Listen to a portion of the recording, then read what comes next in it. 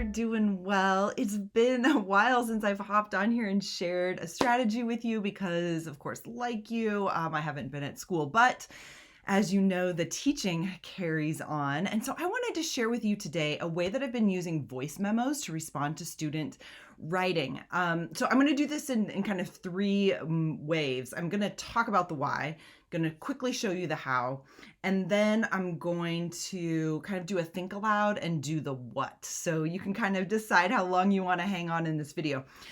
So to begin with, I have been doing voice memos to students on their writing since I was a student teacher. Then it was with audio cassette tapes. From there, I moved to CD-ROMs. I was burning all of these CD-ROMs, then managing a bunch of jump drives. When iPods emerged, they were more like individual podcasts, and now we're kind of in app and extension world. And so I have tried lots of them. And I will tell you, although I know there are really fabulous tools out there that a lot of people really love, when it comes to me and voice memo comments to students, I just want it to be the acoustic version, right? I want it to be stripped down. I don't want lots of stuff on the document. I just want it to be a paper and some comments. So that's what I'm going to share with you today, how you can do a system of voice memos that just uses a Google Doc and the voice memo app that comes with your device. So here is the how. I start with a student paper, and in the margins, I just put comments, right? And I put comment 1, 2, 3 as I'm working through the paper. So, and sometimes there are, a few comments. Sometimes there are a lot of comments. Occasionally you'll see I will give myself a little note, especially if that paper is long. Sometimes I'll want to do that. So once I get all of these figured out, you're just going to go to voice memos. So if you are not sure where that app is at on your device, just search for it. I have mine already loaded up here. So I'm just going to open voice memos and I'm going to hit record. And I'm going to start talking to the student. And I will say something like comment number 1, and then I'll talk about it. Comment number 2, and then I'll talk about it. Comment number 3, and then I'll talk about it.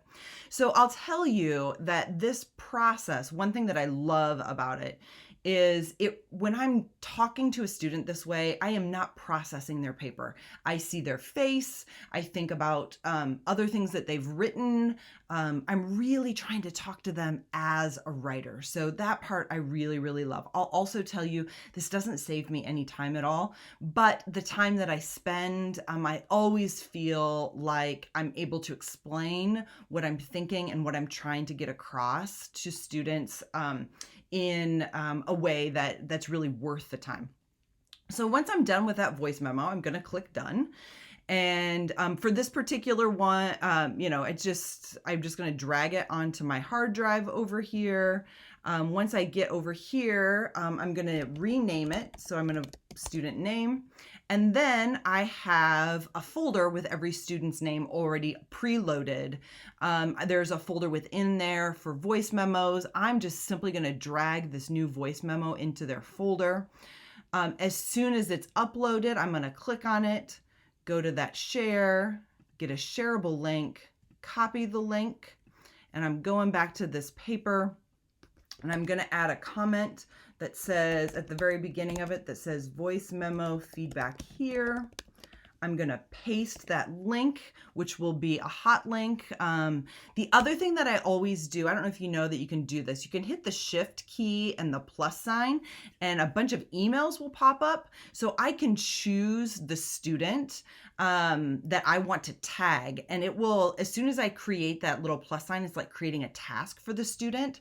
So it will send them an email and they'll know that their paper is ready. So you can see there it is, and that's all there is to it. So let me also say that I know this does not replace a two-way conversation. There is nothing better than a two-way conversation when it comes to student writing, but I will also tell you this oftentimes opens up a two-way conversation, especially if I don't have time to do individual writing conferences all of the time. So there is the why and the how. Now, if you want to stick around, I'm going going to do the what. So if you are curious about what I might say about this paper, that's what I'm going to do right now. So if I were responding to this paper, I would start and I would say comment number 1, student. I really love the way that you're starting here. I think you've got a really neat idea. When I look at the end, which looks like your thesis to me, that you've got this idea of overcoming hardships. And I really like that, but it also seems really general. And I'm wondering if maybe you landed on overcoming hardships because you thought, I will have a lot to write about if I talk about that. There's something else that's going on in this paragraph, though, that I think is really interesting. You bring up this idea of a social taboo, and I actually think that is the power of this particular paragraph. And I'm wondering if your thesis was more about social taboos, if you might not end up a little bit more successful. And here's why.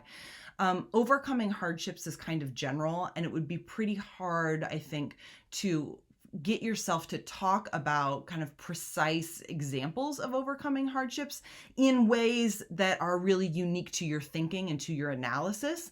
But social taboo is more specific, right? And a lot of times, especially with literary analysis, if in those thesis statements, we can get something more precise or specific, I really think that you're going to have a stronger essay overall. So that's just for you to think about. Comment number 2. So when I look at this paragraph, I can see that you're starting with an example of overcoming hardships, and that's really nice. But kind of like the earlier one, you've got this gem in the middle of the paragraph. So when you start talking about judgment here, you're talking about an idea. So what I'd love to see you do is pull this idea out of the middle of the paragraph where it's kind of hiding, and get it to the beginning of the paragraph. So maybe what you could do is you could talk about a connection between judgment and social taboo if you change your thesis, and get that up here. And then instead of starting the paragraph with something that happened in the text, if you start with an idea, the fact that Cindy becomes pregnant becomes part of the explanation of the idea about social taboo and judgment. Does that kind of make sense? All right, so let's go to comment number 3. So here, I love that you're focusing on Cindy.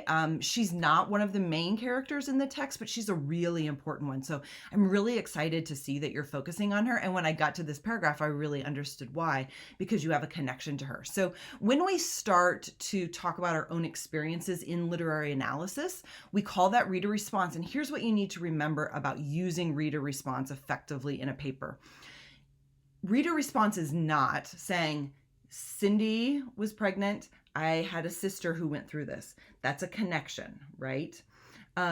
Reader response analysis means that you are saying, I have had this personal experience, and because of that, it helps me understand and analyze what's going on in the text.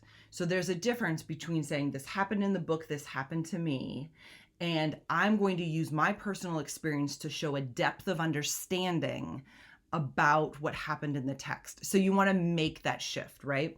And so this is what I would really suggest. I would suggest that you kind of ask yourself that question, like, how does my personal experience give me greater insight into Cindy's character? When you can answer that question, use that answer as an idea to really drive this paragraph.